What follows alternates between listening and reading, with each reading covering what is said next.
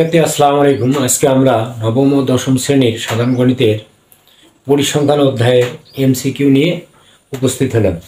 তাহলে এখানে দেখো যে নিচের উপাত্তগুলোর আলোকে 32 ও 33 নং প্রশ্নের উত্তর দাও।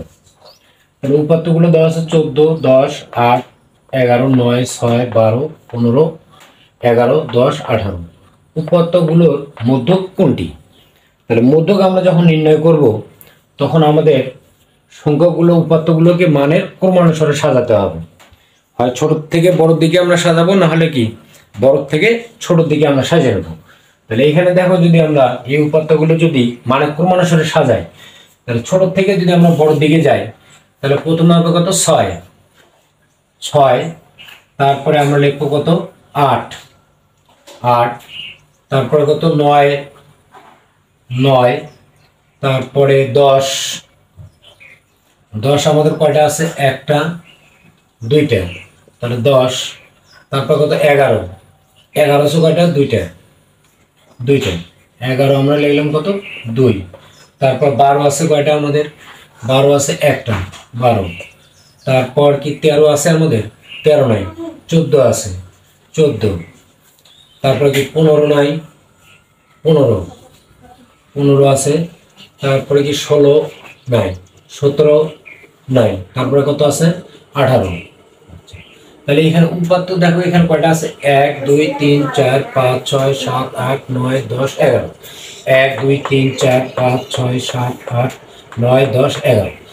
11টা উপাত্ত এখানে কি বিজোড়। এখন আমরা উভয় পাশে যদি আমরা 5টা করে বাদ দিই, 1, 2, 3, 4, 5, তাহলে এই 5টা আমরা বাদ দিলাম। এখান থেকে আমরা কি 3টে আর দিলে 5টা বাদ দিলাম, তাহলে আমাদের হয় কত? দেখো 11। তাহলে উপাত্ত আমাদের কয়টা? 1, 2, 3, 4, 5, 6, 7, 8, 9, 10, 11। তাহলে আমাদের মাঝখানে যেটা অবস্থান করবে সেটা হবে কি তার উত্তর।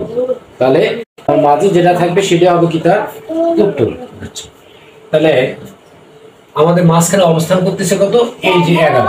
তাহলে এখানে আমাদের 11 হবে কি উত্তর। এটা একটা সহজ পদ্ধতি। আর একটা পদ্ধতি হলো যে n যদি আমাদের বিজোড় হয়, বিজোড়, তাহলে এখানে কত ছিল? 11। n সমান কত? 11। তাহলে আমাদের বিজোড়ের সূত্র কি?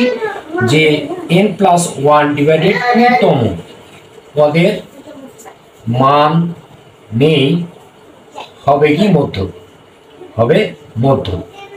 তাহলে n সমান আমাদের কত? 11 যোগ কত? 1 ভাগ কত? 2, তম পদের মানই হবে কি মধ্য। তাহলে 11 আর 1 কত? 12। 12কে 2 দ্বারা যদি আমরা ভাগ করি, তাহলে আমরা পাবো 6।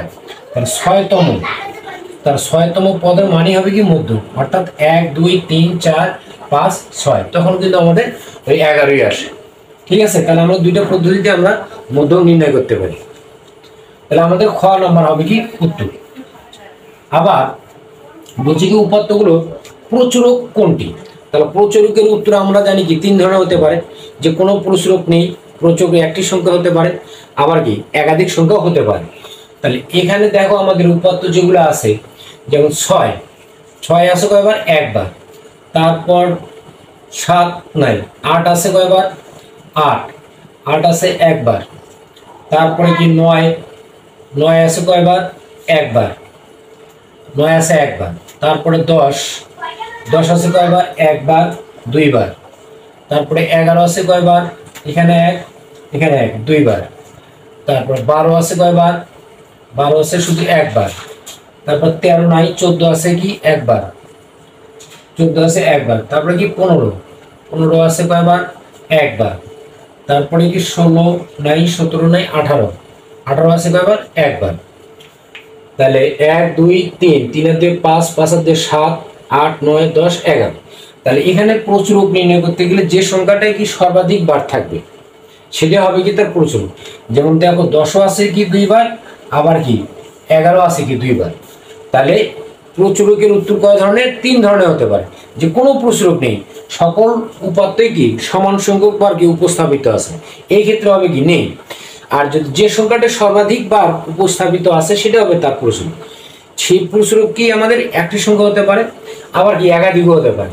তাহলে এখানে 10 আছে দুইবার, 11 আছে কিন্তু দুইবার, আর বাকি সকল উপাত্ত কি একবার করে রয়েছে। অর্থাৎ এখানে আমাদের উত্তর হবে কি 10 এবং কত 11, যেহেতু একাধিক, কারণ 10 ও 2 বার, 11 কিন্তু 2 বার, এই জন্য উত্তর হবে আমাদের 10 এবং 11। ঠিক আছে, আমরা এই ধরনের এমসিকিউ নিয়ে তোমাদের মাঝে আবারও উপস্থিত হব।